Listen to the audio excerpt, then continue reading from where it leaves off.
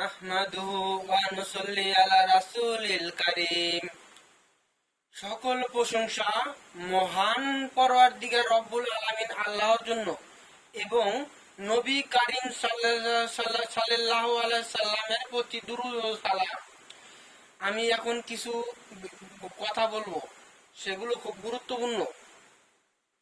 একটা মানুষ যখন সে অন্তরে কষ্ট থাকে, তখন সে কষ্ট দূর করার জন্য যদি সে আল্লাহ তাআলাকে ভালোবাসে, মহব্বত করে, দৈনিক 5 ওয়াক্ত নামাজ পড়ে, প্রতিদিন নিয়মিত 41 দিন এরকম একটানা ফজর, জোহর, আসর, মাগরিব, এশা এইভাবে নিয়মিত 5 ওয়াক্ত নামাজ পড়বে এবং 5 ওয়াক্ত নামাজ পড়বে এবং অল্প কিছু আমল করবে। আল্লাহ তাআলা 99টি নাম আছে, সেই নামের মধ্যে থেকে যে নামটা তার পছন্দ হয়, যে কোনো নামটা তার পছন্দ হয় 99 সেই নামের আমল করতে থাকবে, তাহলে সে এমন ভাবে নিজের জীবনটা অনেক পরিবর্তন হয়ে যাবে, সে বদলে যাবে।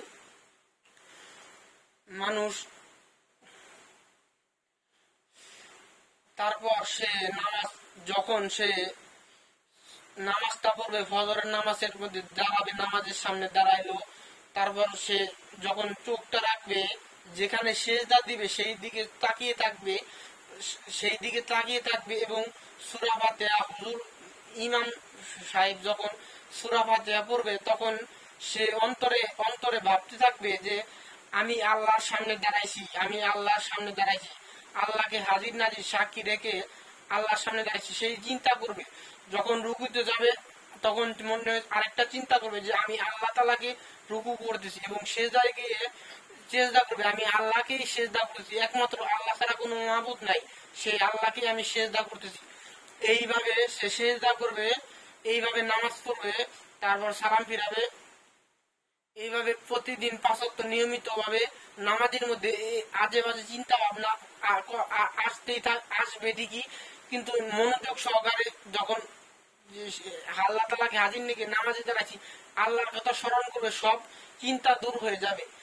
এইভাবে নামাজ পড়তে থাকতে হবে 41 দিন। তারপরে সে যদি পারে আল্লাহ তাআলার ওলি হওয়ার জন্য তাহাজ্জুদ নামাজ পড়তে হবে। তাহাজ্জুদ নামাজ ছাড়া কোনো ব্যক্তি আল্লাহর ওলি হতে পারবে না। নিয়মিত না পড়লেও প্রত্যেক দিন বা একদিন 2 দিন পর পর বা 1 সপ্তাহ পর বা 2 সপ্তাহ পর রাত 3টার দিকে ঘুম থেকে উঠে, যদি কোনোদিন ঘুম ভেঙে যায়, হঠাৎ করে ঘুম ভেঙে যায়, রাত 3টার দিকে ঘুম থেকে উঠে তাহাজ্জুদ নামাজে যায় মনোযোগ সহকারে, আল্লাহ যদি তার নামাজে খুশি হয়, সেই তাহাজ্জুদ নামাজের মধ্যে এমন কিছু ঘটনা ঘটবে, সেই তাহাজ্জুদ নামাজে দাঁড়াবে, তখন তার তার সামনে অনেক ফেরেশতা আসবে, জিন আসবে, অনেক ধরনের অনেক কিছু হবে। সবার সাথে সব জিনিস ঘটে না। যদি আল্লাহ তাআলাকে সে অন্তর থেকে ভালোবাসে, অন্তর থেকে ডাকে, এবং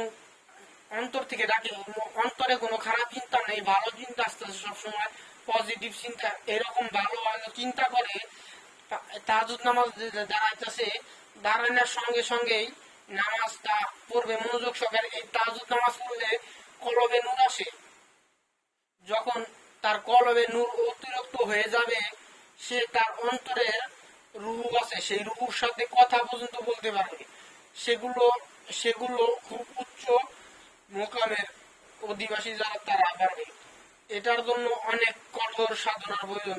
নিয়মিত নামাজ পড়তে থাকতে হবে, তাহলেই ভালো কিছু আশা করা যাবে। আল্লাহ তাআলাকে ভালোবেসে মহব্বত করে নামাজ পড়তে হবে।